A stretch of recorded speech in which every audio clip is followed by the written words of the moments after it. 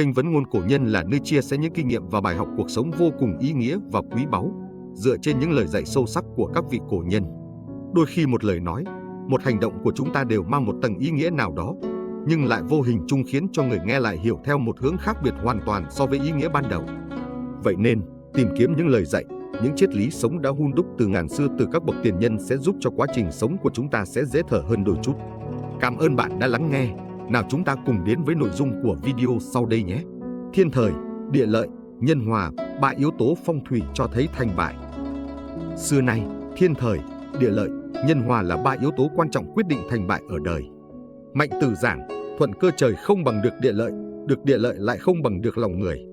Vậy rốt cuộc đâu mới là yếu tố quyết định? Cổ nhân tin rằng đại đa số sự việc lớn nhỏ trên thế gian này là đã được định sẵn, được an bài, gọi là vận mệnh, cũng gọi là thiên mệnh. Tuy nhiên khái niệm vận mệnh này không có nghĩa là bất biến, không thể thay đổi được. Nó chịu sự tác động của các loại hoàn cảnh, hành vi cá nhân và các yếu tố thiện ác nhân quả mà trong vô tri vô giác bị cải biến. Dù sự cải biến này là có lớn có nhỏ, tùy thuộc vào nhân tố cải biến lớn đến đâu. Bên cạnh đó, người xưa còn nói về chi mệnh, biết được vận mệnh cũng là một loại học vấn. Có nhiều cách để biết trước vận mệnh, trong đó thiên thời, địa lợi, nhân hòa được xem là ba yếu tố chính có thể cho thấy sự thành bại ở đời. 1. Thiên thời. Thiên thời là những yếu tố thuộc về tiên thiên. Điều này con người không có khả năng nắm giữ trong tay và không cách nào thay đổi được. Từ thực tế, phong thủy từ xưa tới nay đều không tách rời khỏi mối quan hệ với hoàn cảnh tự nhiên, các quy luật và sự cân bằng của trời đất, con người sinh sống trong vũ trụ. Sự ảnh hưởng của vũ trụ, của mặt trời và 9 đại hành tinh đối với địa cầu nhân loại là vô cùng to lớn, là điều mà sức người hoàn toàn không thể khống chế được. Thiên thời cụ thể biểu hiện thứ nhất ở thời gian một người được sinh ra. Đây là điều mà người Trung Hoa gọi là bát tự, giờ, ngày, tháng, năm sinh viết theo thiên can và địa chi. Người xưa cho rằng giờ, ngày, tháng, năm con người được sinh ra đều bị thiên can địa chi chi phối. Mỗi giờ, ngày, tháng, năm sinh ấy được thay bằng 2 chữ, tổng cộng là 8. Dựa vào 8 chữ ấy, người ta có thể suy đoán ra vận mệnh của một con người. Ví như trong toán quái, dịch học có xét đến các yếu tố tên, ngày giờ sinh, năm để suy đoán ra vận mệnh của một người. Việc suy đoán này là có đúng có sai, nhưng những ai thật sự thể nghiệm nó thì không khỏi cảm thấy thần kỳ. Một ghi chép về điều này có thể kể tới là Liễu Phàm tứ huấn của Viên Liễu Phàm, một nhân vật nổi tiếng thời Minh. Thiên thời còn được thể hiện ở thời điểm làm việc. Trong Tam Quốc Diễn Nghĩa có ghi chép về việc Gia Cát Lượng mượn gió đông là một ví dụ. Trận Xích Bích là một trận đánh lớn cuối thời Đông Hán có tính chất quyết định đến cục diện chia ba thời Tam Quốc. Muốn lấy ít thắng nhiều thì hỏa công là phương kế tốt nhất. Nhưng giữa trời đông giá rét, gió đông nam là cực kỳ hiếm gặp.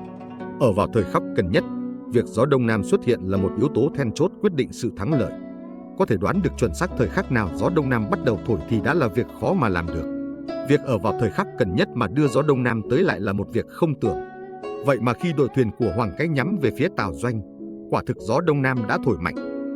Mặc dù thiên thời là không cải biến được, nhưng đối với việc tiên đoán trước vận mệnh thì thiên thời lại đóng vai trò quan trọng. Ví như trong những việc thay chiều đổi đải, những việc lớn, thì rất dễ có thể từ yếu tố thiên thời mà đoán định được chiều hướng phát triển của sự việc. 2. Địa lợi. Địa lợi là yếu tố thuộc về phong thủy hoàn cảnh. Hoàn cảnh sinh sống, làm việc có thể tác động làm thay đổi vận mệnh. Các tiểu đạo được lưu truyền trong dân gian chủ yếu là nói về loại phong thủy này. Ví như vị trí và phương hướng địa lý sẽ có sức ảnh hưởng đến vận mệnh của một người. Sự ảnh hưởng này thông thường là ở chỗ sức mạnh của ngũ hành, ví như phía đông Mộc Vượng, phía nam Hỏa Vượng. Nơi sinh sống và nơi làm việc của một người cũng sẽ cho thấy trước vận mệnh của một người. Ví như môi trường sống có tác dụng đặc biệt đối với quá trình trưởng thành, góp phần hình thành nên những thói quen khác nhau. Thời xưa, Mạnh Mẫu, mẹ của Mạnh Tử nhà tư tưởng, nhà giáo dục lớn của Trung Hoa trong thời kỳ Xuân Thu Chiến Quốc, vì để tìm hoàn cảnh sống thích hợp cho con trai chuyên tâm học tập mà đã nhiều lần chuyển nơi ở. 3. Nhân hòa. Nhân hòa là dựa vào trí tuệ và sự cố gắng đúng đắn của bản thân mà cải biến vận mệnh. Điều trung tâm của nhân hòa là yếu tố con người. Yếu tố thuộc về hoàn cảnh sinh sống, hoàn cảnh chính trị, kinh tế, văn hóa nơi một người sinh sống là có sức ảnh hưởng rất lớn đến vận mệnh của người ấy. Ví như các chính sách xã hội, các cuộc cách mạng sẽ có ảnh hưởng đến vận mệnh của người dân sinh sống trong đó. Sự khủng hoảng về kinh tế, tài chính cũng làm cải biến số mệnh của rất nhiều người. Yếu tố thuộc về nhân duyên, các mối quan hệ trong gia đình, dòng họ, vợ chồng, bạn bè, đồng sự sẽ có sự ảnh hưởng nhất định làm thay đổi vận mệnh của một người. Yếu tố thuộc về tâm lý, Chính tư tưởng, tín ngưỡng, tâm tính, hành vi của một người sẽ làm ảnh hưởng và cải biến vận mệnh của chính bản thân người ấy. Yếu tố thuộc về tên gọi, cổ nhân cho rằng tên của một người, tên công ty, tên sản phẩm cũng sẽ sinh ra năng lượng ngũ hành làm ảnh hưởng đến vận mệnh của một người. Thiên thời là yếu tố người không tạo ra được, địa lợi là yếu tố khó thay đổi, còn nhân hòa lại là điều một người có nhiều khả năng thay đổi hơn. Nhân hòa cũng là yếu tố cho phép một người dựa vào trí tuệ và sự cố gắng đúng đắn, hợp đạo trời của bản thân mà cải biến vận mệnh. Do đó trong việc đoán mệnh thì nhân hòa là yếu tố khó nắm bắt nhất. Ở phương diện quốc gia, các chính sách chính trị, kinh tế, văn hóa sẽ ảnh hưởng lớn đến những người sinh sống trong quốc gia. Sự khủng hoảng của một quốc gia cũng sẽ ảnh hưởng đến vận mệnh của dân tộc đó. Ở phương diện gia đình, các mối quan hệ trong gia đình, dòng họ, vợ chồng, bạn bè sẽ có sự ảnh hưởng nhất định tới các cá nhân. Ngoài ra, làm người mà nói, tư tưởng, tín ngưỡng, tâm tính, hành vi cũng sẽ làm ảnh hưởng và cải biến vận mệnh của chính bản thân người ấy. Mạnh Tử giảng rằng, thiên thời bất như địa lợi bất như nhân hòa, bởi vì người là không thể cải biến trời. Một số hoàn cảnh địa lợi là có thể có chút cải biến nhưng cũng phải xem thiên thời. Chỉ có lòng người, mà cụ thể là tâm tính của bản thân, cách làm người và làm việc của bản thân là có thể cải biến mà thôi. Bởi thế những bậc quân chủ thánh minh thời xưa để làm được nhân hòa thì luôn đồng cam cộng khổ cùng dân chúng, vui với niềm vui của dân chúng, cảm thông với nỗi khổ của họ, trong lòng có thiên hạ. Như vậy, họ mới được lòng người, được dân chúng ủng hộ. Trong gia đình cũng lại như vậy.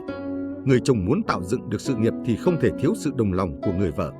Không phải ai cũng có được thiên thời, địa lợi thuận lợi, và những người làm thành được việc lớn trong thiên hạ xưa nay thì thường không thể thiếu vắng yếu tố nhân hòa. Nhân sinh là như vậy.